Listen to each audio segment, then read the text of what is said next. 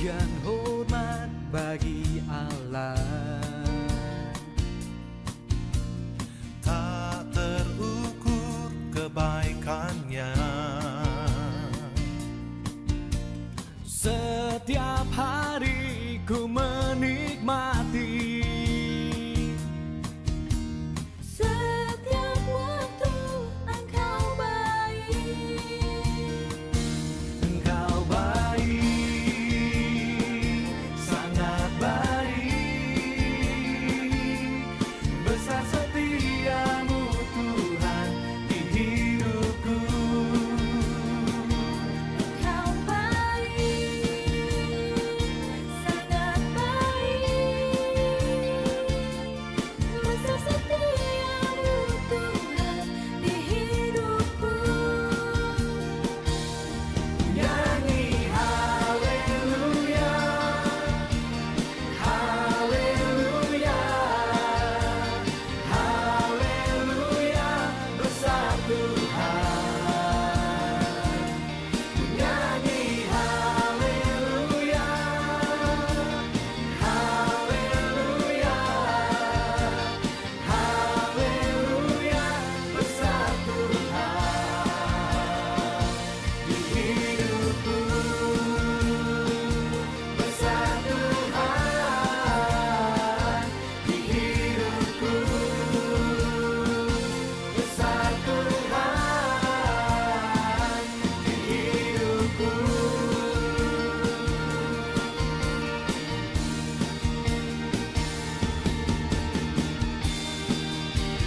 Mari kita memuji kebesaran dan agungan Tuhan kita. Kita nyatakan betapa baiknya Tuhan kita.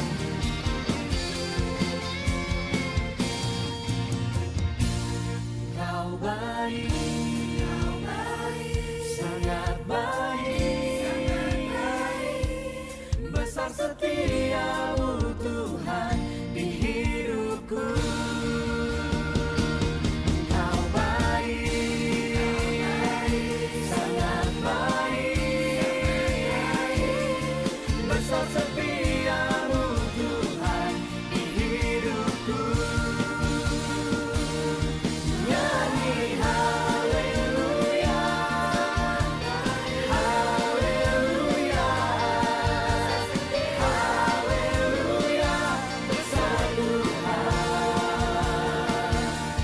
Nyanyi haleluya, haleluya, haleluya, besar Tuhan di hidupku. Besar Tuhan di hidupku. Besar Tuhan di hidupku. Besar Tuhan di hidupku.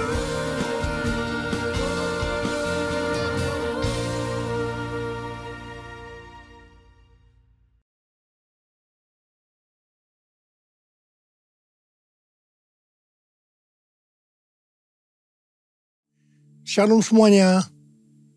Pada tanggal 4 September 2022, gereja kita GBI Jalan Jenderal Gatot Subroto yang sering disingkat GBI Gatsu berusia 34 tahun. Haleluya! Tanggal 4 September 1988, kebaktian pertama dimulai di Karsa Pemuda dengan jumlah jemaat sekitar 400 orang. Sekarang jemaatnya sudah berjumlah sekitar ratusan ribu orang. Lebih dari 1.000 gereja yang tersebar di 5 benua dengan ribuan kul. Waktu saya bertanya kepada Tuhan tentang pesan yang harus disampaikan menyambut hari ulang tahun GBI Gatsu ke-34 ini, maka Tuhan memberikan pesan-pesan sebagai berikut. Pesan yang pertama, Tuhan mengingatkan bahwa dari tanggal 6 September 2021 sampai dengan 26 September 2022, menurut kalender Ibrani, kita memasuki tahun 5782 yang disebut dengan Pebet atau 82. Dari tanggal 26 September 2022 sampai dengan 15 September 2023, menurut kalender Ibrani, kita memasuki tahun 5783 yang disebut dengan P Gimel atau 83.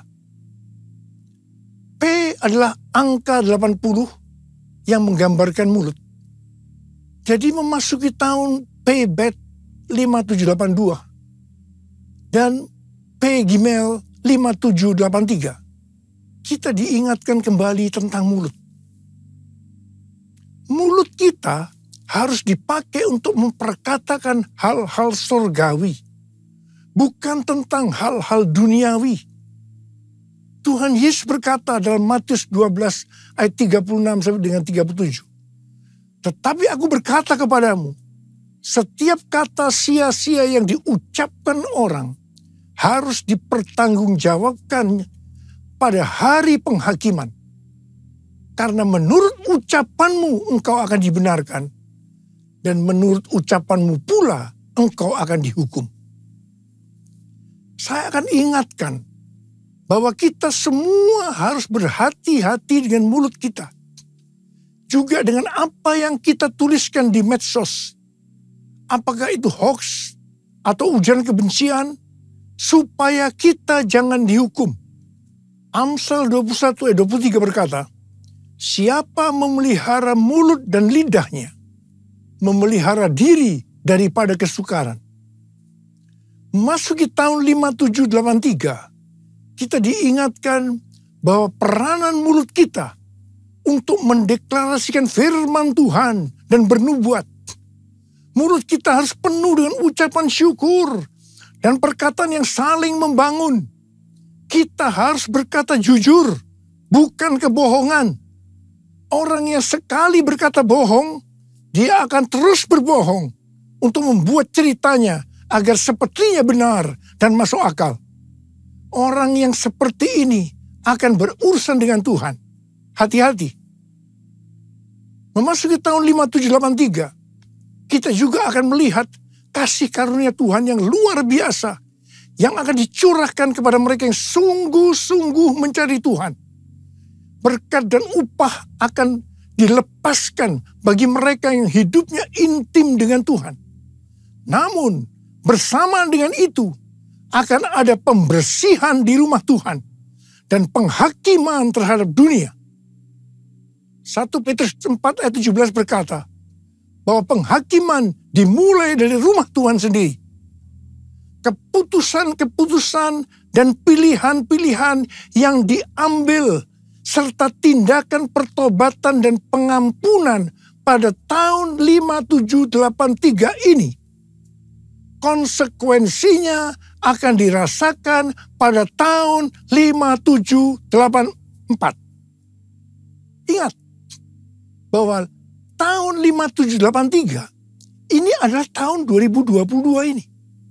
Dan sebagian lagi pada tahun 2023. Sedangkan tahun 5784 adalah tahun 2023 dan sebagian tahun 2024.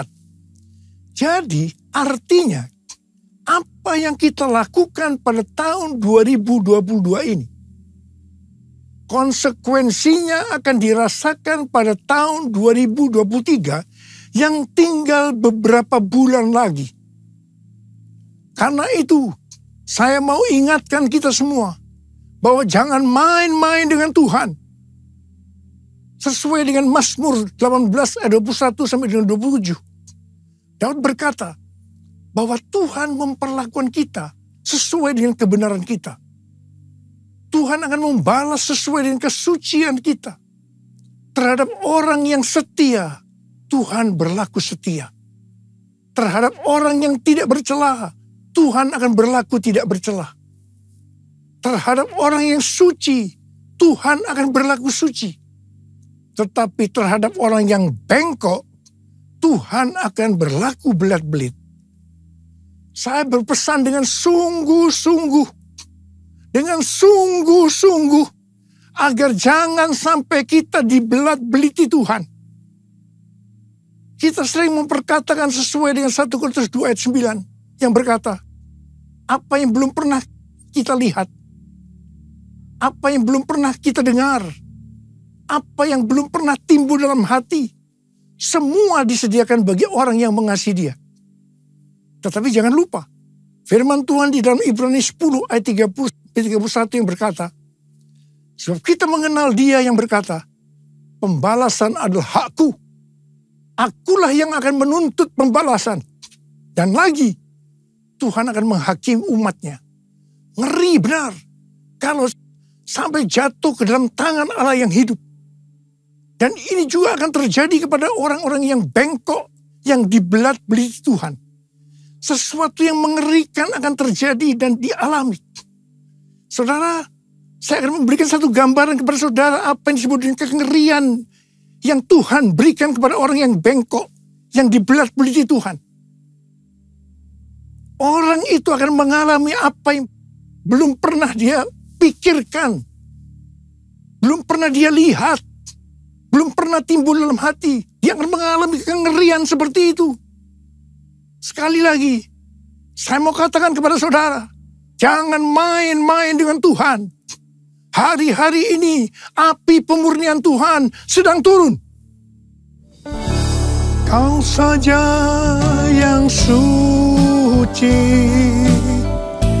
Kau saja yang layak, Kau layak terima glori.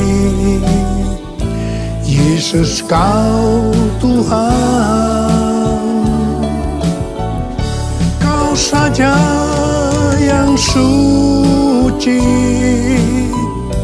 Kau saja yang layak,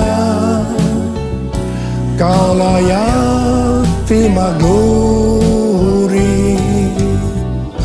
Hanya Kau Tuhan. Pesan yang kedua untuk memasuki hari ulang tahun Gatsu ke-34. Tuhan mengingatkan kepada saya tentang apa yang Dia pernah pesankan pada hari ulang tahun saya yang ke-73 yang lalu. Di Markus 4 ayat 29 yang berkata, sebab musim menuai sudah tiba. Sebab musim menuai sudah tiba. Memasuki musim menuai ini, Tuhan memberikan pesan dari Lukas 12 ayat 1 sampai dengan 5. Di mana perikopnya berkata bahwa ini merupakan pelajaran khusus bagi murid-muridnya, yaitu saudara dan saya yang menjadi murid-muridnya.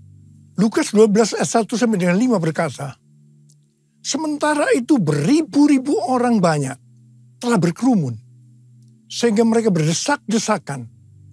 Lalu Yesus mulai mengajar, pertama-tama kepada murid-muridnya, katanya, waspadalah terhadap ragi, yaitu kemunafikan orang Farisi. Tidak ada sesuatu pun yang tertutup, yang tidak akan dibuka, dan tidak ada sesuatu pun yang tersembunyi, yang tidak akan diketahui. Karena itu, apa yang kamu katakan dalam gelap, akan kedengaran dalam terang. Dan apa yang kamu bisikkan ke telinga di dalam kamar, akan diberitakan dari atas atap rumah. Aku berkata kepadamu, hai sahabat-sahabatku, janganlah kamu takut terhadap mereka yang dapat membunuh tubuh, dan kemudian tidak dapat berbuat apa-apa lagi. Aku akan menunjukkan kepada kamu, siapakah yang harus kamu takuti. Takutilah Dia yang setelah membunuh, mempunyai kuasa untuk melemparkan orang ke dalam neraka. Sesungguhnya aku berkata kepadamu, takutilah Dia. Di sini Tuhan mengingatkan kita sebagai murid-muridnya. Yang pertama, jangan berlaku munafik. Jangan berlaku munafik. Jadilah orang yang berintegritas. Dan yang kedua, segala kemunafikan akan dibuka oleh Tuhan. Tidak ada sesuatu pun yang tertutup yang tidak akan dibuka. Dan tidak ada sesuatu pun yang tersembunyi, yang tidak diketahui. Karena itu apa yang kamu katakan dalam gelap, akan kedengaran dalam terang. Dan apa yang kamu bisikkan ke telinga di dalam kamar akan diberitakan dari atas atap rumah. Dan hal yang ketiga, Tuhan berkata, jangan takut kepada manusia yang hanya dapat membunuh tubuh, kemudian tidak dapat berbuat apa-apa lagi. Tetapi kita harus takut kepada Tuhan. Sebab Tuhan dapat membunuh dan setelah itu mempunyai kuasa untuk melemparkan orang ke dalam neraka. Terus terang saya mau berkata kepada saudara, kadang-kadang saya heran melihat orang yang tidak jujur kepada Tuhan. Meskipun dia mengatakan bahwa dia seorang murid, apa mereka tidak tahu bahwa apa saja yang kita perbuat, meskipun tersembunyi, bahkan apa yang kita pikirkan, Tuhan mengetahuinya. Sekali lagi saya mau berpesan kepada kita semua. Jangan main-main dengan Tuhan. Jangan main-main dengan Tuhan.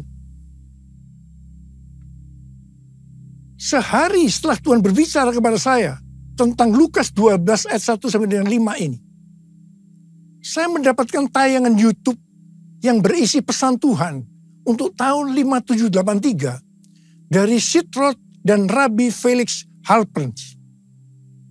Sitrot adalah host dari acara It's Supernatural yang banyak dikenal orang. Sedangkan Rabbi Felix Halperns adalah seorang nabi Yahudi Mesianik yang akurat, yang pernah dinyatakan meninggal secara medis, pernah melihat sorga dan hidup kembali.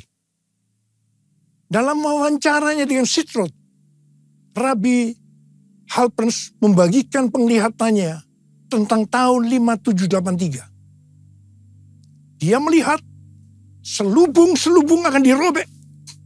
Sang singa akan merobek-robek selubung untuk menyingkapkan apa yang tersembunyi. Ini adalah tahun untuk memilih. Maka kuasa Allah akan menyingkapkan apa yang dilakukan oleh pemerintah-pemerintah di udara, yaitu kuasa-kuasa kegelapan. Tuhan berkata, umatku akan melihat ilah-ilah di balik aborsi, ilah-ilah di balik LGBT, ilah-ilah di balik struktur politik, dan ilah-ilah di balik perdagangan. Tahun 5783 adalah tahun di mana umatku menjadi lebih tajam memahami dan terbuka untuk melahirkan hal-hal baru. Selubung-selubung yang ada dari 7 gunung, arts and entertainment, seni dan hiburan, business, church, gereja, development of the poor, pelayanan kepada orang-orang miskin, education, pendidikan, family, keluarga, government, pemerintahan akan disingkapkan oleh Tuhan.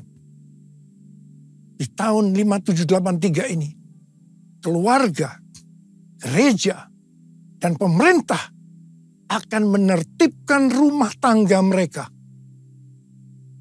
Ini adalah tahun untuk bergerak maju. Perhatikan dan fahami apa yang akan aku tunjukkan sehingga kamu dapat memilih kata Tuhan. Dan Tuhan berkata, banyak yang telah keluar atau menyimpang dari posisi mereka dalam pelayanan mereka dalam kerajaan Allah. Tuhan berkata, apa yang kamu perbuat di tahun 5783 atau di tahun 2022 ini, konsekuensinya akan dialami di tahun 5784 atau tahun 2023 yang tinggal beberapa bulan lagi. Karena itu tahun 5783 atau tahun 2022 ini adalah waktunya untuk bertobat dari dosa yang tersembunyi. Ku mau hidup seturut kehendak Tuhan. Ku mau memberi semua yang ku dapat berikan. Ku mau cinta Kau lebih lebih dari semua, ku tak dapat membalas kasih-Mu. Ku tak dapat membalas kasih-Mu. Ku tak dapat membalas kasih-Mu.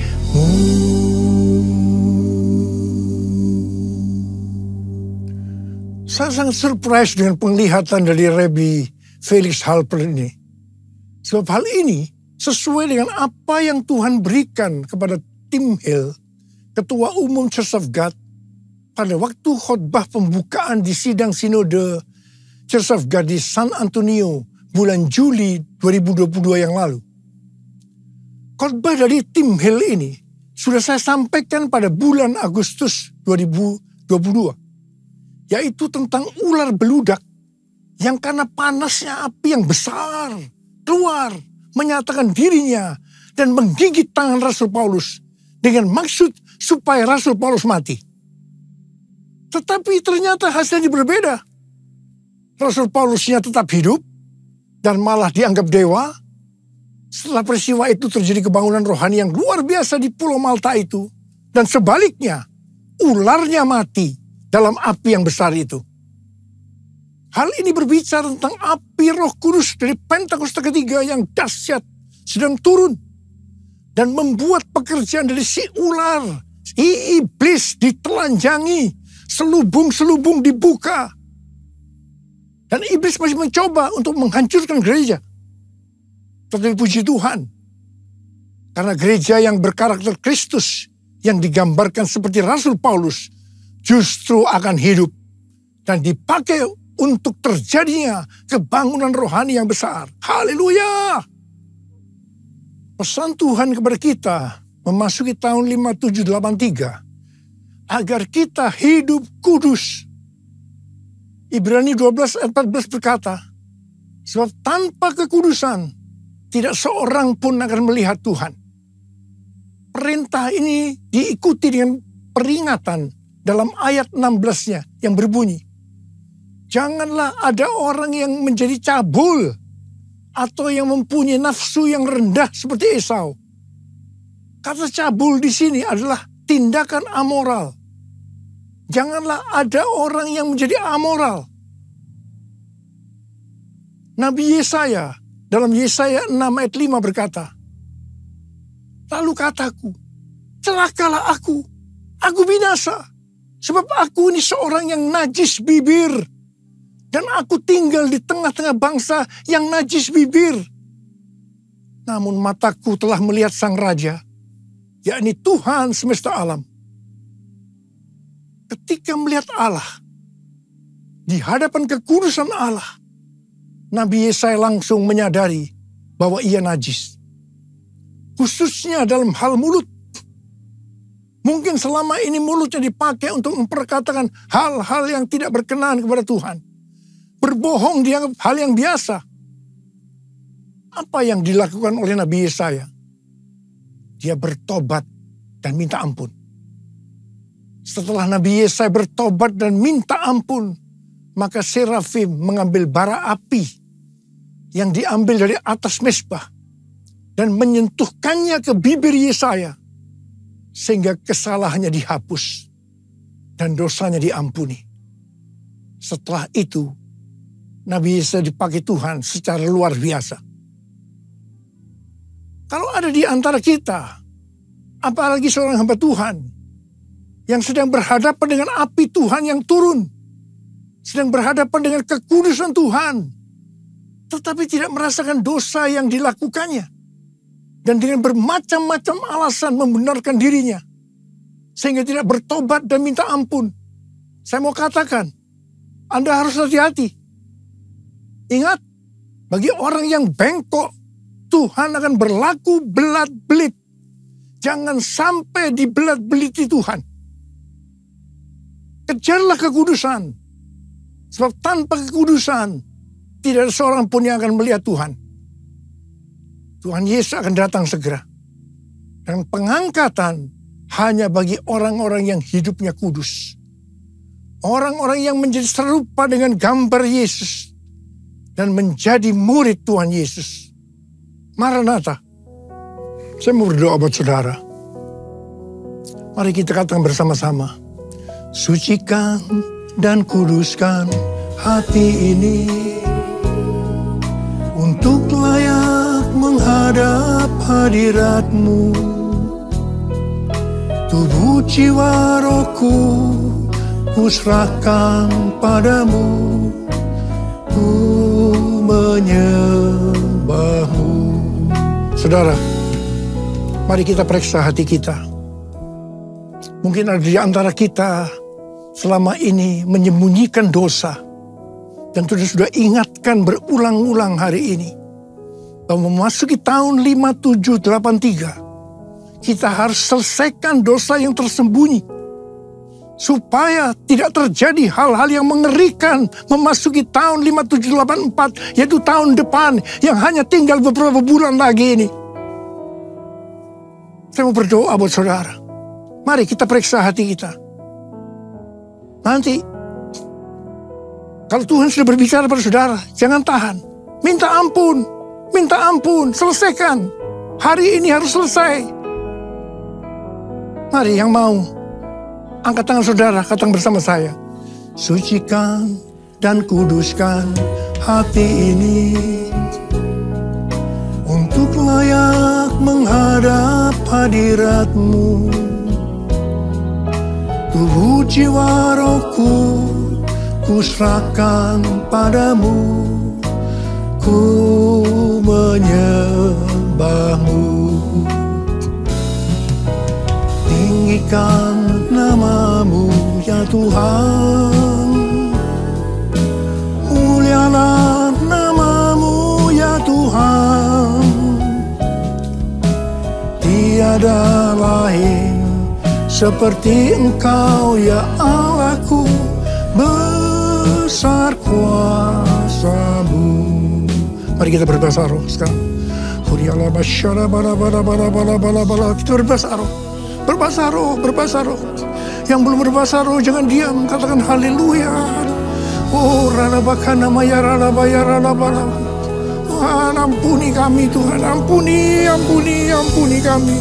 Ampuni ya Tuhan, ampuni kami ya Tuhan. Kami berdoa buat anak-anak-Mu ya Tuhan, mereka sedang mengangkat tangan yang terbuka saat ini Tuhan. Dosa yang tersembunyi mereka selesaikan hari ini ya Tuhan. Dan Kau akan mengampuni mereka, Kau akan mengampuni, Kau akan menyembuhkan mereka dari sakit mereka. Mujizat terjadi dalam nama Yesus, dalam nama Yesus. Terima kasih Tuhan, terima kasih Apa, terima kasih. Besar kuasa-Mu, besar kuasa-Mu,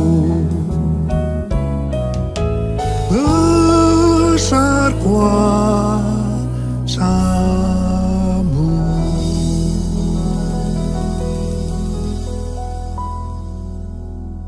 Makasih Tuhan, makasih. Mari saudara-saudara, kita akan masuk dalam perjamuan kudus. Kita akan mengingat ayat ini. Sebab setiap kali kamu makan roti ini dan minum cawan ini, kamu memberitakan kematian Tuhan sampai Ia datang. Perjamuan kudus adalah perjamuan Tuhan Yesus sendiri. Setiap kali kita masuk dalam perjamuan kudus, Tuhan Yesus selalu berkata, biarlah ini menjadi peringatan akan daku. Biarlah ini menjadi peringatan akan daku. Karena itu, mari kita tundukkan kepala. Arahkan hati kita kepada kebaikan Tuhan. Mengingat kebaikan Tuhan. Supaya kita lebih mengasihi Tuhan Yesus. Kita lebih mengasihi satu dengan yang lain. Bapa, siapakah kami sebelum kami mengenal Engkau? Kami semua orang berdosa.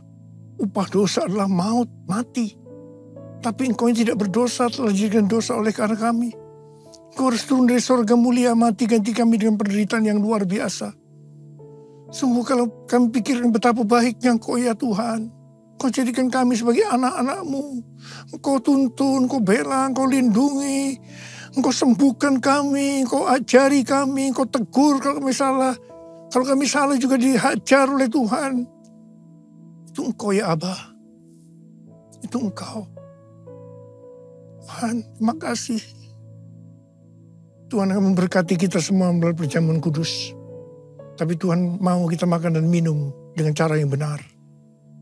Mari, sekali lagi, dalam perjamuan kudus ini, buka hati kita.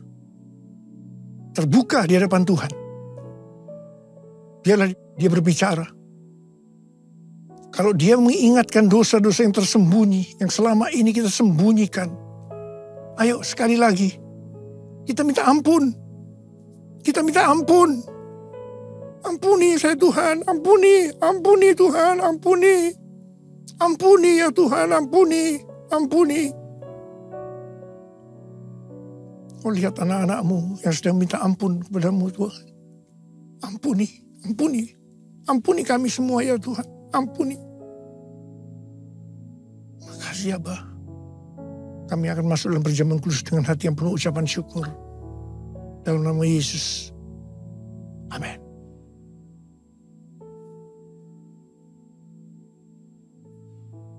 Saya akan mengangkat roti di tangan kanan kita tinggi-tinggi.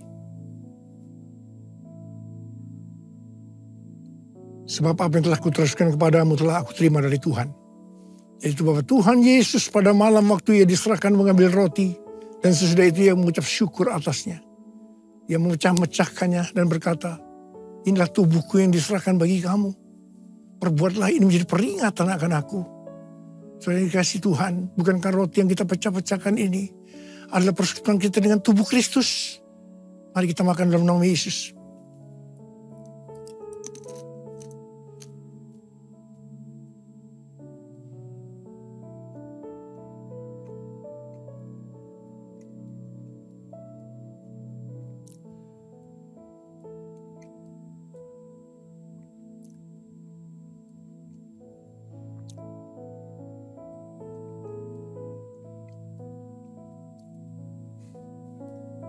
Angkat cawan di tangan kanan kita tinggi-tinggi. Demikian juga ia mengambil cawan sudah makan lalu berkata, cawan ini adalah perjanjian baru yang dimeteraikan oleh darahku. Perbuatlah ini setiap kali kamu meminumnya menjadi peringatan akan aku. Saudara kasih Tuhan, bukankah cawan pengucapan syukur yang atasnya kita ucapkan syukur adalah persekutuan kita dengan darah Yesus. Mari kita minum dalam nama Yesus.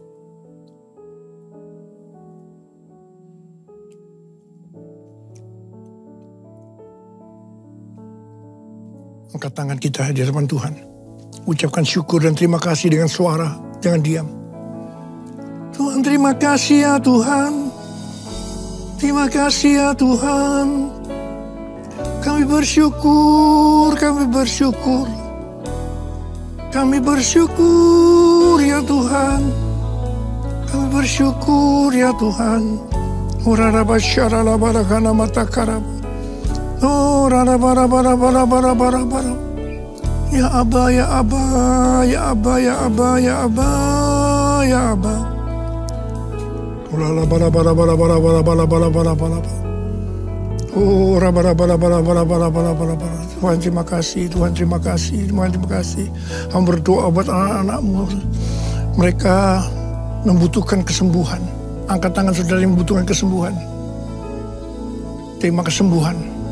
Terima, sembuh dalam nama Yesus, sembuh dalam nama Yesus, sembuh dalam nama Yesus. Terima mujizat Tuhan, terima. Oh Tuhan terima kasih. Terima kasih. Terima kasih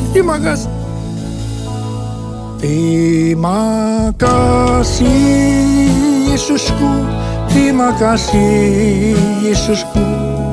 Puji syukur hanya bagi Tuhanku. Terima kasih Yesusku, terima kasih Yesusku.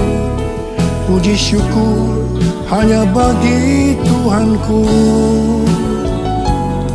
Puji syukur hanya bagi Tuhanku. Puji syukur hanya bagi Tuhanku.